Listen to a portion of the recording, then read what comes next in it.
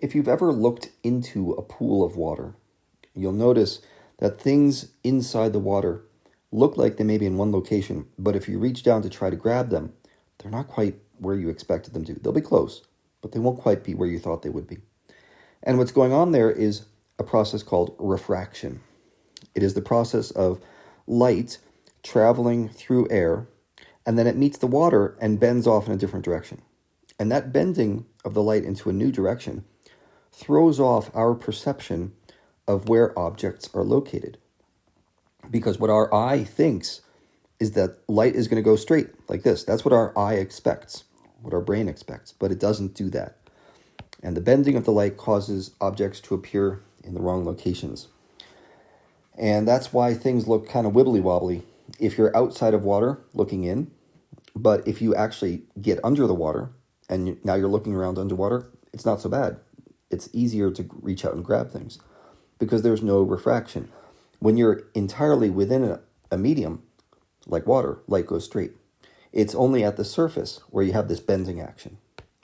So, we're going to talk about Snell's law. This is the law that describes how light bends as it passes from one medium to another. Snell was a guy about 400 years ago. It's pretty recent, mathematically speaking. And what he came up with here was really a $1 billion equation. If he had only known that this was going to lead to the telecommunication industry becoming a multi-billion-dollar communications channel.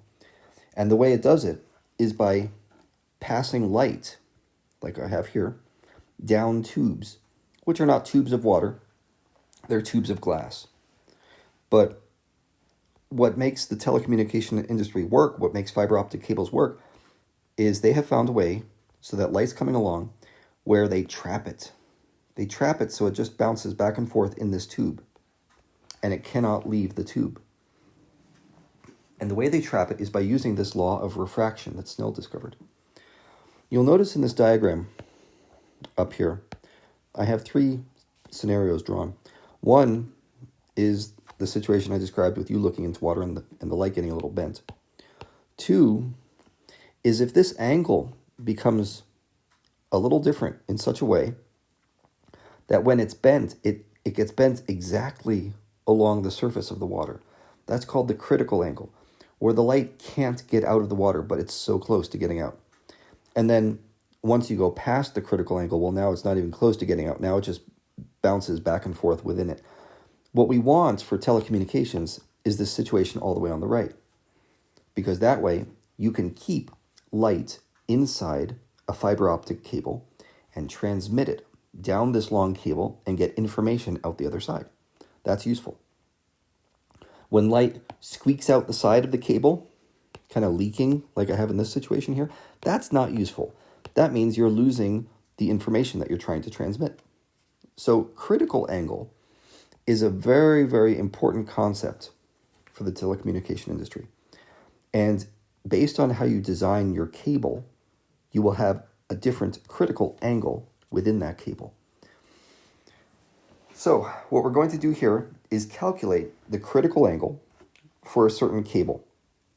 I'm telling you that the core right here has an optical density of 2.22. Okay? In other words, the index of refraction.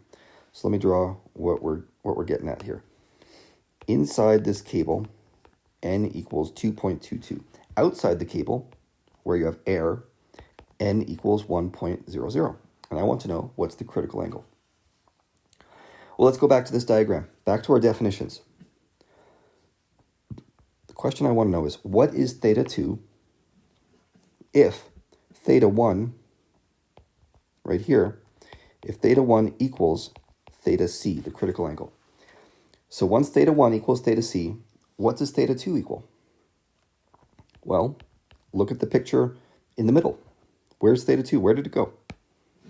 It's still there. It's just that angle right here. So that is 90 degrees. So when theta 1 equals theta c, that's this critical angle that's so important to us. Theta 2 equals 90 degrees. Well, plug that into Snell's law, and let's see what we get.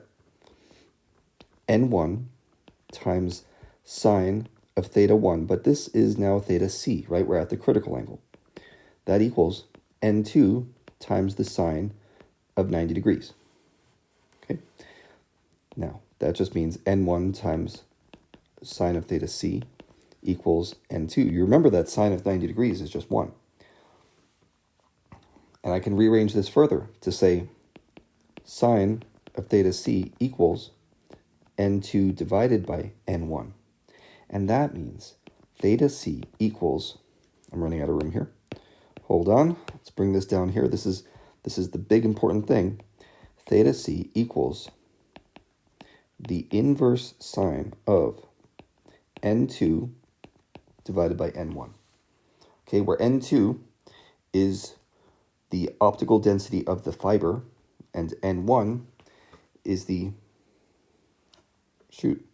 where n2 is the optical density of air, and n1 is the optical density of the fiber. Okay? Now, if you got them mixed up, you would know really soon, because when you try to do that arctangent, or that arc sine, it'll break. It'll say, oh, that's not possible. So here's what we're putting in here. The inverse sine of n core, that's n1, 2.22 divided by and 1.00 on the top. Okay, so that'll tell us what our critical angle is for this particular fiber optic core. And here's what I mean when I said it would break. If we got those n's mixed up like I almost did right there, and you did 2.2 divided by 1, and you tried to take the inverse sine of that, it's going to be a domain error. You can't take the inverse sine of something bigger than 1. So you can only take the inverse sine of something that's less than 1. The absolute value of it's less than 1. So we plug this into a calculator, and let's see what we get. I'm going to do the inverse sine of 1 divided by 2.22. And what I get, I'm in degrees. I think that's a useful way to operate for stuff like this. Theta c, the critical angle, equals 26.77 degrees. That's the answer to this particular problem. Now, in terms of what that means, here's what it means.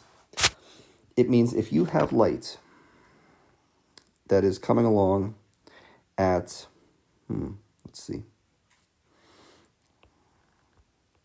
at some angle of about 26.7 degrees, that light will be bent so that it stays entirely within the optical cable.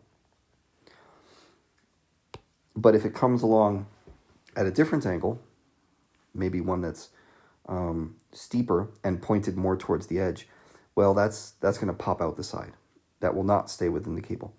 So the higher this value right here, as this number gets bigger and bigger, you'll see that more light stays within the fiber optic cable. That's why it actually pays really good money to find big values of N. If you can find a material that has a higher value of N, that means you just invented a fiber optic cable that keeps more light inside it. And that's big bucks.